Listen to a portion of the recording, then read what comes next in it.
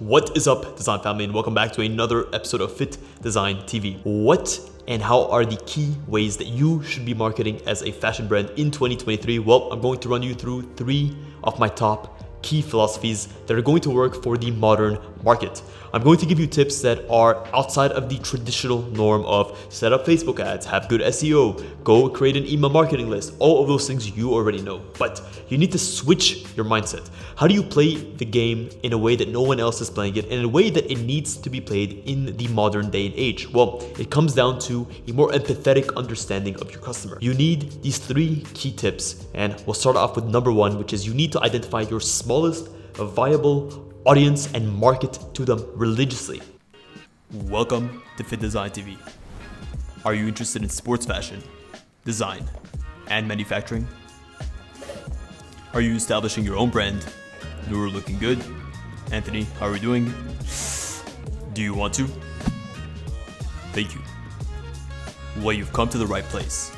Lights, camera, action. So many fashion brands come into the business thinking that they're going to be able to target everyone and anyone. When they're creating their customer avatar, what they do is they create the widest possible customer avatar because they think the wider the customer, the more customers, the more sales they're going to have, the more success that they're going to have. And funny enough, it is counterintuitive. Marketing is about tapping into the emotions of someone to really understand them down to their deepest psyche. And the truth is, some people don't even understand themselves, so how can they understand the 8 billion people that are on this planet? What you need to do is you need to niche down. Find out your smallest viable, and I use this key term, viable audience, and market to them religiously. Viable meaning that it should be a market that is worth tapping into. It should be a market that is lucrative enough for you to be able to establish a business and run off of that. You're not going to become a millionaire selling a cupcake business or selling daisies off of the side of the street. You need to be able to know, in my fashion business, in the sportswear business, which niche of the market makes the most amount of sense that I can get hyper specific on and I can really focus on. That's going to make a ton of money in the long run if I'm able to achieve the remaining 2 marketing points I'm going to be discussing in this episode. Number 2, think of the last time that you bought something from the internet. Chances are you didn't buy it because someone gave you the logical reasons that you bought anything. You tell yourself stories about everything that you choose to buy. Whether it's a pair of shoes, for you, they're an explanation to yourself about who you are, what your style is, what tribe that you fit into. Whether it's a t-shirt, it says to you how you feel about yourself, what kind of person you are, what your lifestyle is. There's a narrative that we all have that is recurring in our heads day in and day out. We as marketers and as fashion entrepreneurs need to tie in or tap into the narratives that people tell themselves about themselves. How do they view themselves? Because it is in that viewing that we're able to uniquely identify the story that we need to tap into, that we need to incorporate it into our marketing strategies in order to connect with our customers better. You could look at 2 very different customers. One of them is a luxury buyer, someone who enjoys exclusivity, and another one is a bargain hunter. What they want is they want the thrill of the bargain. They want to find the best possible deal on a specific product. Those 2 customers tell themselves very different narratives. They focus on a different version of why they want to buy something. The luxury buyer may buy something because it's exclusive, it's elusive, and it's unavailable. They like the idea that they can have something that no one else has, and it becomes a status symbol for them. But the status symbol for the bargain hunter is someone who can find a great deal on something that already exists or that someone else, maybe their neighbor, maybe their friend, maybe their coworker, couldn't get that deal on.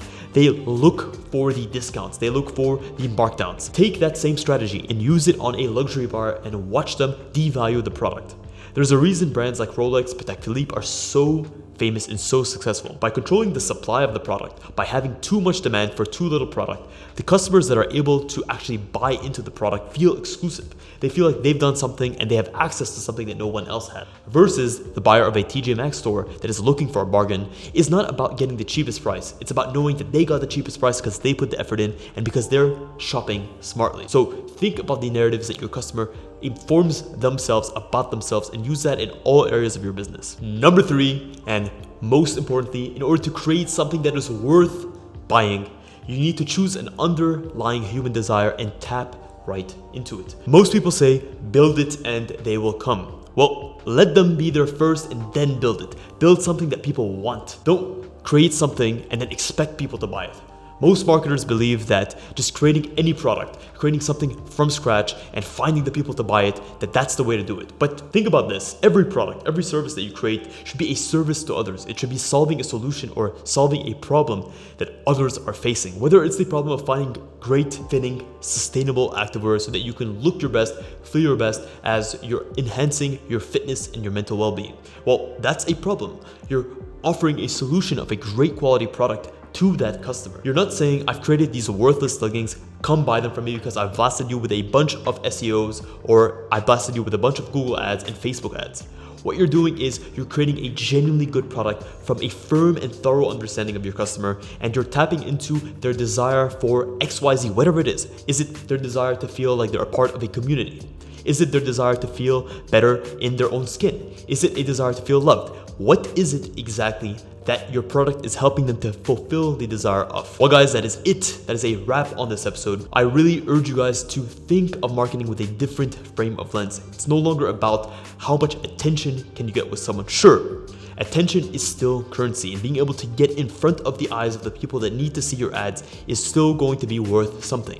But when you get in front of them, make it something that is worth their time. Make it something that is worth their attention. Offer them something that they can't get anywhere else. Give them a unique reason to want to buy from you. Show them that you understand, that you're empathetic towards what unique challenges that they face, and create and craft a product that you yourself would want to buy if you were in their shoes. Guys, if you enjoyed this episode, if you want to see me do other marketing related episodes in the future, let me know in the comments below, and consider smashing a massive thumbs up. If you need personal help with your own marketing campaigns for your fashion brand or your small business, consider booking a consultation with me. I offer one-on-one consultations where I can go through your unique case scenario. I can identify what your bottlenecks are, what your challenges are, and we can plot a roadmap together to help you increase customer satisfaction, increase sales, and to get you on the right track towards where your business wants to go. I myself have worked with over 1,000 different brands over the last 7 years, building my agency from 0 to over 25 employees and millions of dollars in revenue. So I know a thing or two about what it takes to build a brand from scratch